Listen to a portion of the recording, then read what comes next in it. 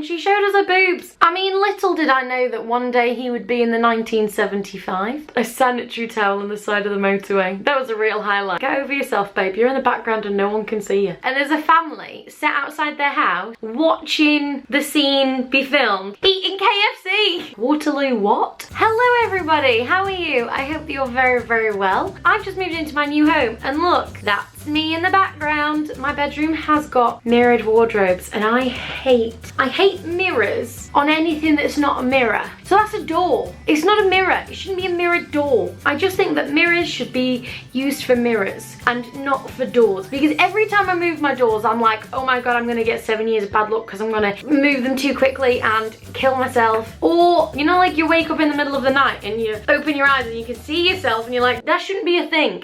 I'm getting distracted. So anyway, I'm sorry that you can see 4 arms instead of 2. I'm having my kitchen redone. I don't have my couch yet. My lounge isn't sorted. So that is why this is my setup at the moment. But when I'm more settled in my house, then it will look more normal. For anybody who is not from the UK who watches my channel, I'm sure you're like, Waterloo what? But people from the UK will probably know. There was a TV show back in the day on BBC called Waterloo Road. It was set in the north of England in a high school, and it was all about the kids in the high school and the teachers and all the drama. It was a British drama, but like, it also had some weird humour in there. It covered lots of heavy topics. It was great. I mean, I can't rewatch it because when I try and rewatch it, I'm always just like trying to spot myself. It's like, get over yourself, Amy. Because I was an extra, I wasn't always in it, so I'm like, was I in this scene? Do I remember this? So I was an extra or a background artist. I call it an extra, but some people, you know. Anyway, I was an extra in Waterloo Road for the first 4 seasons, so for the first 4 years of the show, and basically through my high school experience, I used to take odd days off school and go and be an extra in Waterloo Road. It was really strange. It was a great experience, and basically, on the BBC, on iPlayer, they have just brought Waterloo Road back onto iPlayer, so all the 9 series people can now watch for free. So I've had quite a few messages from people like, did I just see you in the background of Waterloo Road? Did I just see a baby Amy on TV? And I'm like, yes you did. I thought I'd talk about it.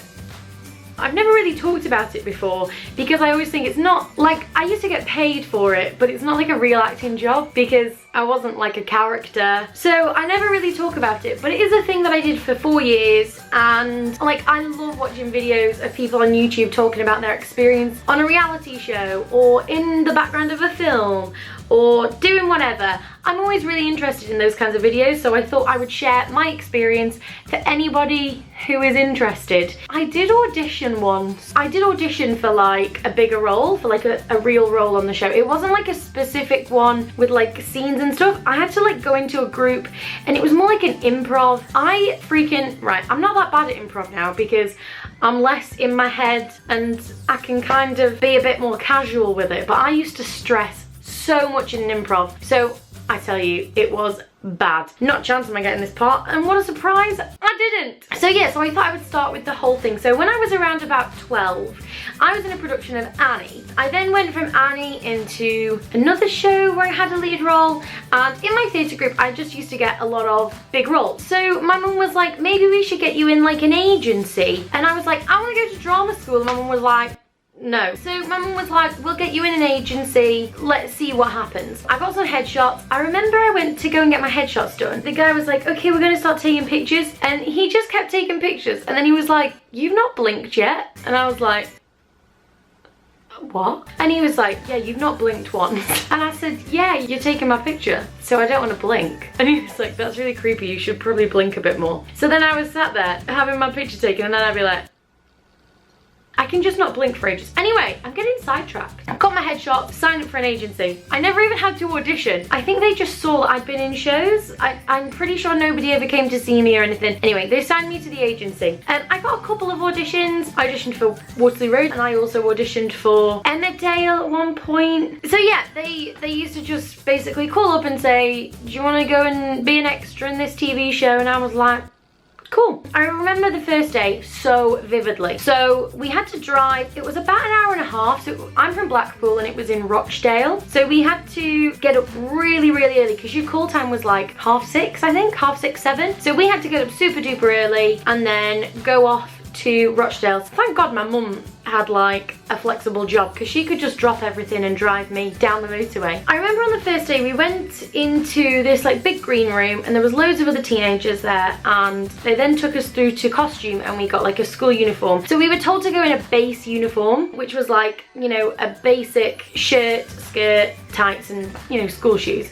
And then they would give us like the blazer, the jumper, the tie, that kind of stuff. So we all went into hair and makeup as well. So they did our hair specifically. Mine was pretty basic, all down and then like just up at the side. And they took loads of photos for continuity and they put us in our own school house. So I was in the yellow house. They wrote down everybody's names just for continuity. So when somebody came back to be an extra again, then you would be put in the right house, if that makes sense. As if anybody's going to be looking in the background like, she used to have a red badge on and now she's got a green badge on. But anyway, so this was the first season. So when we went along as well, nobody knew what it was. I was an extra in the last episode only. So a few other people there had done other days, but this was my first time. I'd never heard of Waterloo Road. I didn't know what it was. I remember we were all sat down and on TV stuff there's a lot of waiting around. We all got into our uniforms. I remember I was given like the really thick jumper and a blazer and then like the school tie and stuff, and then we just sat around for ages before we started filming anything. And oh my god, right, so I was in year 8 at the time. The teenagers who were there were around my age, maybe a little bit older, and oh my god, the stuff they talked about, I was like, they were talking about sexual stuff that I'd never even heard about, and I was sat there like, do you know what I mean? I was gobsmacked. I learned a lot in that first day of Waterloo Road. It was weird, like whenever I was there, everyone always talked about sex. It was so weird. It was just what everybody talked about. It was so strange. I went to Waterloo Road, the school, and I did learn stuff. That sounds really weird. So anyway, we got breakfast when we went in, like we got to go down to the catering and we had the same food as the cast and everybody. It was amazing. I mean, it was like full English breakfast, and then I don't think we did anything for hours, and then we went to go for lunch. So we went to the catering again. You could have seconds, you got a main, dessert. I think we had spotted dick, which I'd never had before. I was like, interesting. We had it in the school cafeteria. It was very much like a school day, just like sitting around with a bunch of people and chilling, really. It was strange. And then we got to filming. So I remember the very first thing we did was waiting outside a French classroom, waiting to go in. We were standing there. Obviously, they had to make it look like it was the middle of the day, even though this was quite late in the afternoon at this time.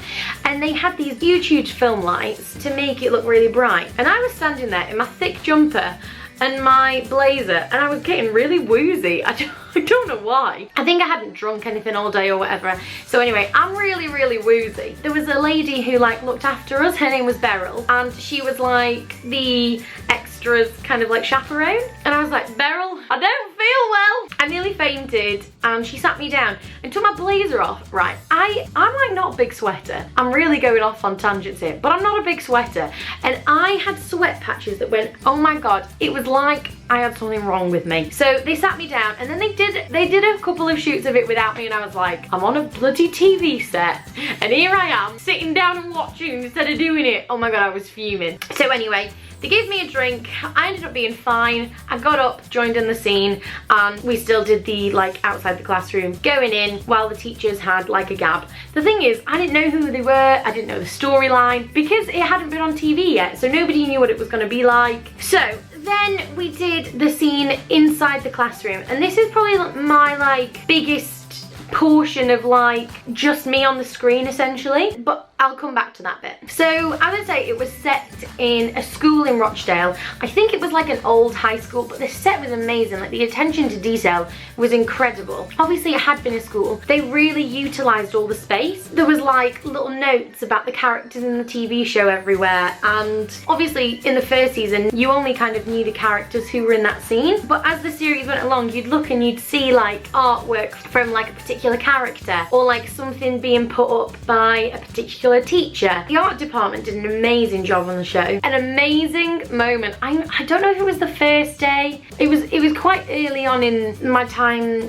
doing it. The school was like in the middle of a council estate. It was just normal people living normal lives across from an empty old school. One night we were doing, oh no, it wasn't the first day. It was just doing a shot like walking into school, and then obviously there's a scene in the front of the camera with people talking. But we're just walking down in the background and we all look over and there's a family sat outside their house watching the scene be filmed, eating KFC. I was like, this is so surreal. It was so strange. The funniest experience. So as I say, we used to have to get up really, really early to travel. And I remember one day, me and my mum were in the car. We were on our way to filming. And my mum ran out of like wiper fluid, you know, like to clean out thingies in her car. So we're driving on the motorway and obviously it gets really dangerous because it's like she's trying to wipe it, she can't, and we're on the motorway and it's stressful. So I remember my mum pulling over into the hard shoulder because I mean we couldn't see anything. We could not see through the windscreen at the front. So it's like, do you die or do you stop on the hard shoulder? We stopped on the hard shoulder. So we pull over. My mum has cleaned out her car the day before, so she's got nothing in her car. Apart from in her handbag, she's got a sanitary towel. This has really taken a turn, but I feel like it's too funny not to include. So we're on the side of the road in the car, and my mum's got a sanitary towel trying to clean the windscreen so we can just get to Rochdale. I mean, it was ridiculous. You're like, why wouldn't you pull over to the services? Honestly, you know when services are like 30 miles away? It just worked out that this was the only option. I mean, trust me. We didn't want to use this option, but it happened. I will never forget that. Oh, so funny. A sanitary towel on the side of the motorway. That was a real highlight of time with me and my mum. The cast on the show were always really, really nice. Jill Halfpenny particularly was always so nice. The main cast obviously kind of stuck to themselves and they had their own green rooms and their own, I don't think they had their own trailers, but I'm pretty sure they had their own like green, yeah, they had their own like green room. But every now and again they would come in, every now and again like the teenagers would come in. Generally they kind of stuck to themselves though. Denise Welsh, who is on Loose Women obviously, I'd never heard of her when we were doing this scene, and I remember going home and I was like, there was this blonde lady and she showed us her boobs. I'll get to it. So she was in it, and obviously she was in it for many years, and one of the seasons she brought along her son, who is now in the 1975, but she brought him along to be an extra, so he was obviously kept with the extras. Obviously now and again he'd go off with his mum, she would come and sit in the green room with us, but he was so badly behaved. We were in this green room that was at the back of the building, on the second floor. There was like a fire escape. I remember he like kept going out the fire escape, and I was like, what the hell is going on?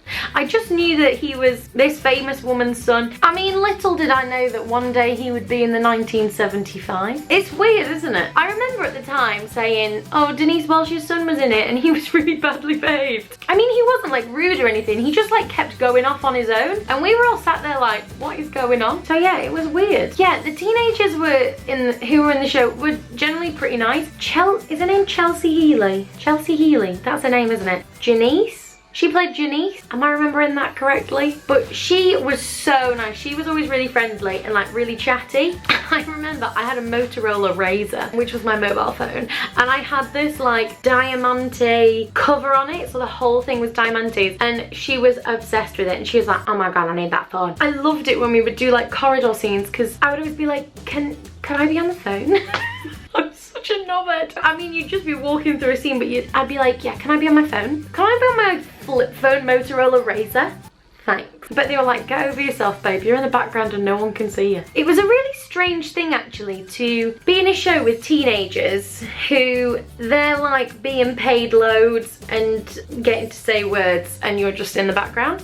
When, as a teenager, your instinct is to like just chat to people and like be friends. I was really rude to one of the cast members one day. Like, I really regret it and I feel really bad about it now. I don't know why I did it, actually, but I was just, you know, teenagers can just be funny. I was just being a bit of a bitch that day, and I was so rude to him. Bad Amy. But generally, people were really nice. I remember there was a day when we were filming outside in the summer.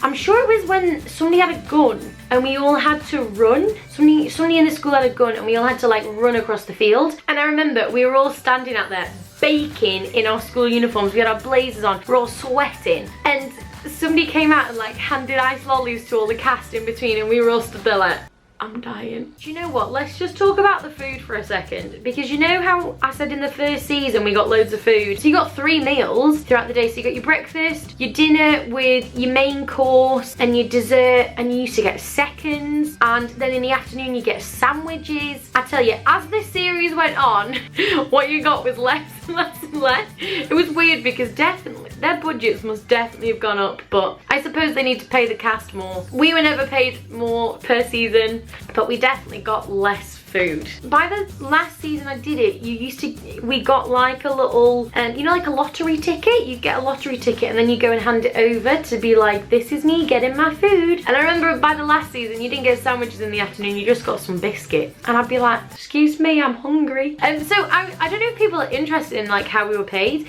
I think it was like £50 a day. I mean, when you're like 14, you're like, £50 a day? I can buy some new shoes. I can buy a new Punky Fish t-shirt. Showing my age.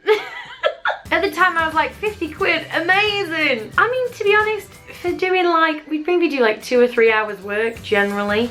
It's not that bad, and I didn't have to go to school, and I got to hang out with friends, because I ended up making friends who were from all over Lancashire, and you go and you'd be like, oh my god, mate. Good times. So there was an episode in the second series when they did a school musical. I wasn't in the school musical, but my voice was. So my agency put me forward as somebody who was a singer as well as being like an actor as well. So I had to go to a recording studio in Manchester, and we recorded like the song for the school musical. I tell you, if you put a bullet to my head and said sing it or you'll die, I would get shot. I cannot remember it at all. Anyway, if you watch it, no, I'm not in the musical, but my voice is. 14-year-old Amy was being repped. I did get paid more for doing the singing day. I was paid over £100, but I do not remember how much it was exactly. It was just 1 day of recording. It was quite interesting. Talking about like being paid, there was a rumour between the extras that if you got to say some lines and if it was over 12 words, then you would be paid like double. And then if you said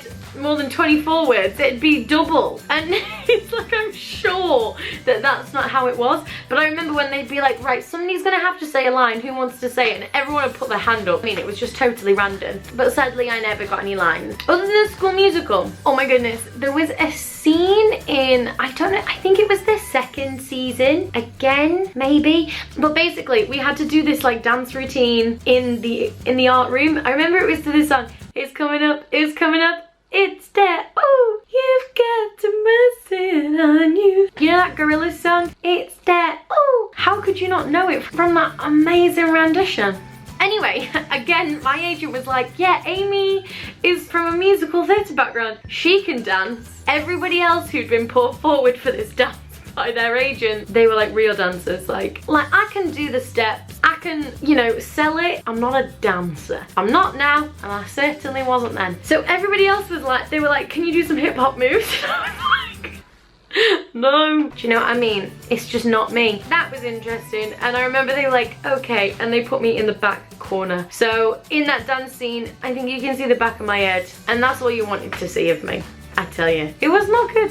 Anyway, I thought I would talk to you about, obviously as an extra, I'm not gonna have any like major scenes I can show you. It's just like the back of my head, or like the side of my face, or like my legs walking through a scene. Do you know what I mean? But probably my like biggest facial moment happened in season 1 when Denise Welsh is the French teacher and she's teaching us a song in the classroom. We're all sitting there, ha ha ha, you know, we're all responding and it's great. So at one point she goes, hey my derriere, hey my derriere, and she's like smacking her bum, and my face is like, hey my derriere.